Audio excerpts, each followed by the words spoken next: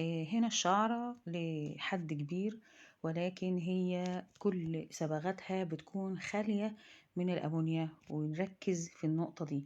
سحب اللون وتغيير اللون الغامق هو اللي مشكلة، أما التغطية فقط بدون بدون أمونيا بيفضل الشعرة في كامل قوتها. ولذلك برغم ان الشعر كبير هنا، ولكن تخين حلو بكامل قوته، قصة كل المقصف. عملت طبعا تريتمنت اعلى شوية عشان خاطر برضو الشعرة البيضة بتبقى اضعف عامة من الشعرة العادية. وهيأتها قبل وبعد، يعني قبل وبعد. وطبعا زي ما قلنا قصنا كل المقصف، دمجنا ترطيب عالي جدا. الشعر استجاب بكل سهولة لأنه فعلا سليم، لا في مقصف ولا في صبغات أمونيا أو سحب.